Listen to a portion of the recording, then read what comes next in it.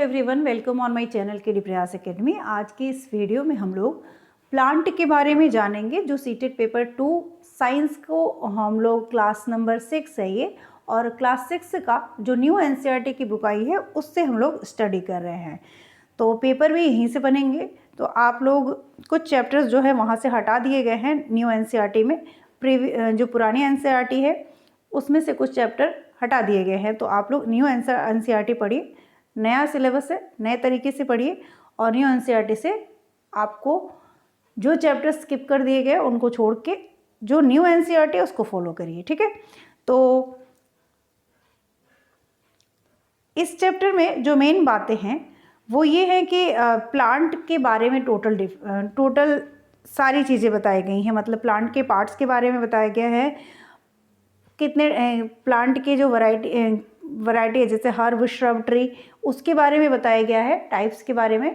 और आपको फ्लावर्स के बारे में बताया गया है। तो बहुत सारी चीज़ें हैं जिनसे क्वेश्चंस इस चैप्टर से बन सकते हैं।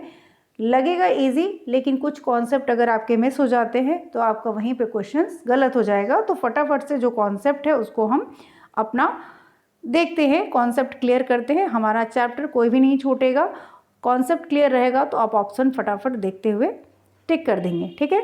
प्रीवियस ईयर क्वेश्चंस भी चल रहे हैं तो वो भी आप देख लीजिएगा। यहाँ पे दिया हुआ है प्लांट के पार्ट्स ऑफ प्लांट। तो पार्ट्स ऑफ प्लांट में अगर हम पूरे प्लांट को देखें तो 2 पार्ट होते हैं। एक तो ज़मीन के अंदर का भाग होता है, एक ज़मीन के बाहर का भाग होता है। तो मिट्टी के अंदर जो पार्ट होता है वो होता है हमारा रूट सिस्टम, और मिट्टी के ऊपर जो होता है ग्राउंड के ऊपर उसे हम कहते हैं शूट सिस्टम, ठीक है। तो ये शूट सिस्टम है और ये रूट सिस्टम है। रूट सिस्टम के 2 पार्ट्स होते हैं। एक तो प्राइमरी रूट होता है और इसी से निकले हुए ब्रांचेस होती हैं जिनको हम सेकेंडरी रूट कहते हैं। ये समझ में आ गया। अब शूट सिस्टम में क्या क्या होता है। शूट सिस्टम में स्टेम हो गया आपका जो ये है, और इसी स्टेम पे हमारे लीव्स लगी होती हैं, बर्ड्स लगे होते हैं, और फ्रूट्स होते हैं, फ्लावर्स होते हैं। तो ये हमारा शूट सिस्टम है, ठीक है। अब क्या क्या चीज़ें होती हैं ये तो हमने जान लिया। उसके बाद जो प्लांट है वो डिफरेंट काइंड्स के होते हैं, ठीक है। प्लांट जो हैं वो डिफरेंट काइंड्स के होते हैं। तो यहाँ पे अगर आप देखें, ये जो गार्डन है यहाँ पे कुछ प्लांट हैं जिनके जो स्टेम है बहुत मोटा है। कुछ प्लांट जो हैं वो ज़मीन से ही निकले हुए हैं और पतले पतले हैं, एकदम सॉफ्ट से हैं। कुछ प्लांट के स्टेम पतले पतले हैं। तो डिफरेंट वैरायटी के प्लांट हैं, और उसी के बेसिस पे हम क्या करते हैं, क्लासिफाई कर देते हैं। अगर तो हर्ब, श्रब और ट्री, 3 टाइप्स हमको मिलते हैं। तो अब इनको समझेंगे हम कि किस तरीके के प्लांट को हर्ब कहेंगे, किस तरीके के प्लांट को श्रब कहेंगे, और किस तरीके के प्लांट को हम ट्री कहेंगे, ठीक है। Look closely at the stem and branches of plant much smaller than you, plant that are about your size, and plant which are much taller than you. तो कुछ प्लांट हमसे छोटे होते हैं, कुछ प्लांट हमारे साइज के होते हैं, और कुछ प्लांट हमसे बड़े होते हैं। फील देयर स्टेम, उनके स्टेम को फील करिए, मोड़ने की कोशिश करिए। दे आर टेंडर और हार्ड, क्या वो मुड़ जाते हैं या ये बहुत ज़्यादा हार्ड है। तो ये सारे जो कैरेक्टरिस्टिक्स हैं उनके बेसिस पे इनको ग्रीन है, टेंडर है, थिक है, हार्ड है, किस तरीके का ये जो इनके कैरेक्टरिस्टिक है उन्हीं के बेसिस पे हम प्लांट्स को जो है based on these characters most plant can be classified into 3 categories, herb, shrub and tree, ठीक है। अब हर्ब किसको कहते हैं, श्रब किसको कहते हैं, और ट्री किसको कहते हैं। तो यहाँ पे अगर हम देखें तो ये आपका है हर्ब, ये है श्रब और ये है ट्री, ठीक है। तो देखते हैं इनके कैरेक्टरिस्टिक क्या है। Plant with green and tender stem, मतलब मुड़ जाए जो green and tender stem are called herb. जिसके ग्रीन और टेंडर स्टेम हो उसको क्या कहते हैं, हर्ब कहते हैं। और ये यूजुअली कितने बड़े होते हैं, शॉर्ट होते हैं, ठीक है। हाइट इनकी क्या होती है, शॉर्ट होती है, और इसमें बहुत ज़्यादा ब्रांचेस नहीं निकली होती हैं। तो ये हमारा हो गया हर्ब। को हम कैसे पहचानेंगे, इनका जो स्टेम होगा वो ग्रीन होगा, टेंडर होगा यानी मुड़ सकता है, सॉफ्ट होता है, और यूजुअली ये शॉर्ट होते हैं, इनको हम कहते हैं हर्ब। श्रब कैसा होता है? Some plants develop branches near the base of stem. कुछ स्टेम के जो स्टेम का बेस होता है वहीं से बहुत सारी ब्रांचेस निकल जाती हैं, उनको हम क्या कहते हैं? और स्टेम भी थोड़ा हार्ड होता है but not very thick. Hard होगा लेकिन बहुत मोटा नहीं होगा। तो हम जब इस तरीके के स्ट्रक्चर को देखते हैं तो हम क्या कहते हैं? ये क्या है? श्रब है। ठीक है, ये श्रब का एग्जाम्पल है। उसके बाद हम पढ़ेंगे ट्री कैसा होता है।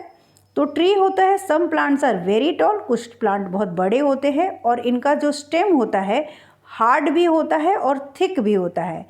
तो the stem have branches in the upper part, और ऊपर के पार्ट में जो होते हैं ब्रांचेज होते हैं, इनको हम मच अबव द ग्राउंड, और ग्राउंड से थोड़ा ऊपर होते हैं और वहाँ से ब्रांचेज निकलते हैं। तो such plants are called trees.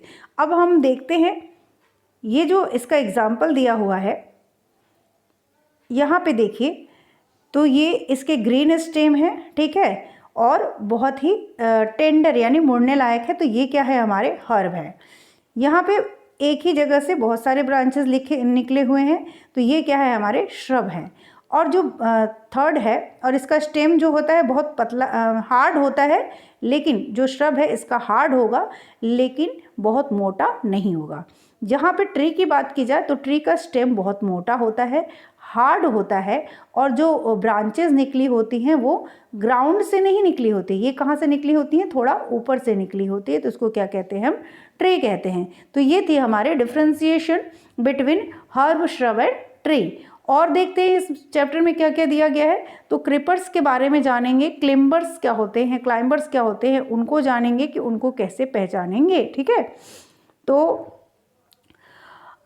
उसके आगे देखते हैं हम the plant with weak stem that can not stand upright but spread on the ground are called creepers. ऐसे प्लांट जिनका तना जो होता है यानी स्टेम जो होता है वो बहुत ही कमज़ोर होता है और वो सीधे खड़े नहीं रह सकते हैं। ठीक है, सीधे खड़े नहीं रहेंगे तो कहाँ रहेंगे? फैले रहेंगे ग्राउंड पे। वैसे प्लांट को क्या कहते हैं? क्रीपर्स बोलते हैं। ठीक, while those that take support and climb are called climbers। और ऐसे जो कि किसी सपोर्ट के थ्रू चढ़ सकते हैं ऊपर की तरफ, उनको क्या कहते हैं? क्लाइंबर्स कहते हैं। जो ग्राउंड पे रहते हैं, फैले रहते हैं, उनको क्रीपर्स कहते हैं, और जो सपोर्ट के थ्रू ऊपर चढ़ते हैं उनको क्लाइंबर्स बोलते हैं। ठीक है, these are different from the herb, shrub and tree. ये डिफरेंट होते हैं हर्ब, श्रब और ट्री से। तो ये भी हम लोगों ने जान लिया।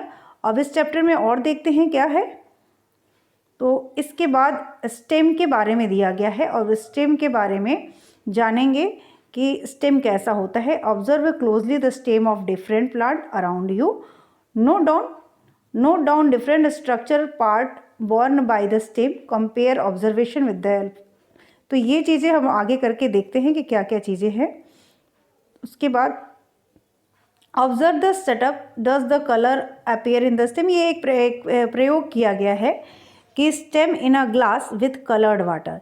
तो इस ग्लास को लिया गया है और इसमें कलर्ड 1/3 वाटर भर लिया गया है, उसमें कुछ कलर्स मिक्स कर दिए गए हैं और स्टेम की कटिंग करके नीचे से बेस से काट के स्टेम को अंदर रख दिया गया है।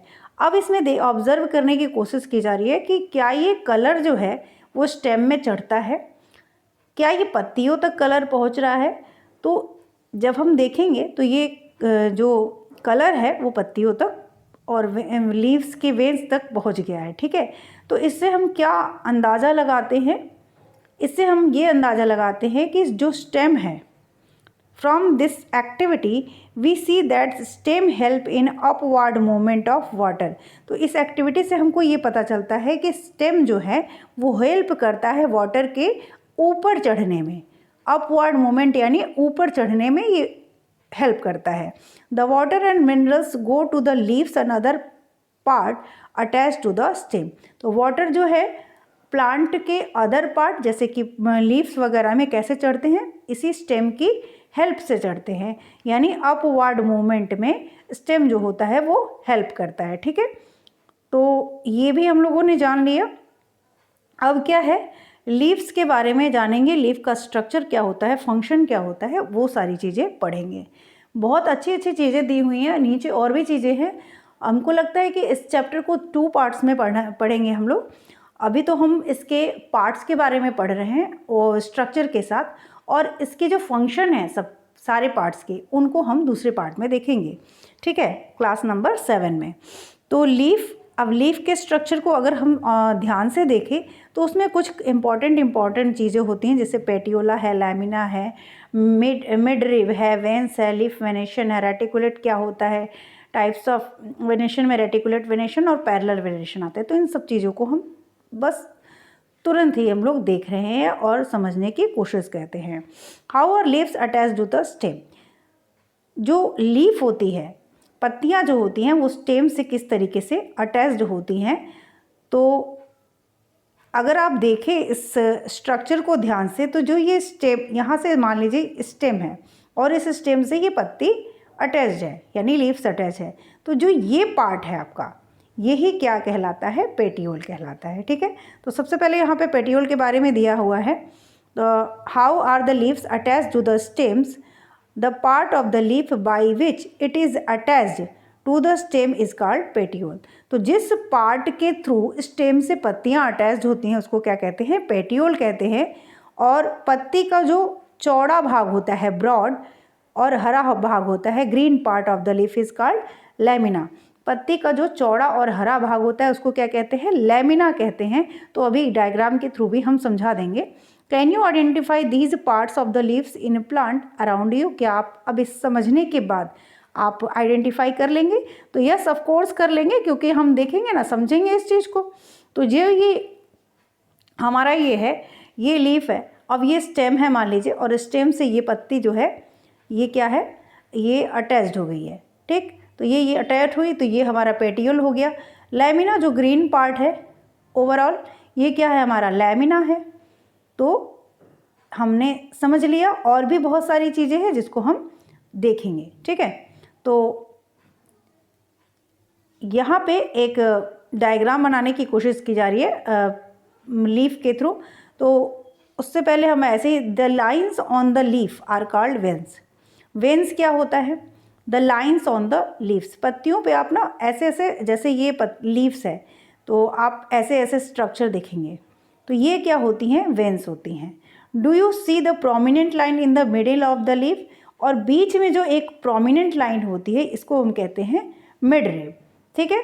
The design made by when, तो मिडरिब भी पता चल गया और वेन्स भी पता चल गए। तो अब हमको क्या जानना है, अब हम और भी चीज़ें जानेंगे लीफ के बारे में। The design made by the when, जो डिज़ाइन बनती है, जैसे हम लीफ लिए तो इसमें जो डिज़ाइन बन रही है इस वेन्स के थ्रू, उसको हम बोलते हैं लीफ वेनेशन, ठीक है। जो डिज़ाइन बन रही है उसको हम क्या बोलते हैं, लीफ वेनेशन। और if this design net like on the sides of midrib, अगर ये एक जाल की तरह की स्ट्रक्चर बना रही है, ठीक है, तो हम क्या कहेंगे कि किस तरीके का वेनेशन है, तो वो वेनेशन हो जाएगा आपका रेटिकुलेट वेनेशन। किस टाइप का वेनेशन कहलाएगा, रेटिकुलेट, जाल के टाइप का। अगर नेट लाइक डिज़ाइन बन रही है तो रेटिकुलेट वेनेशन।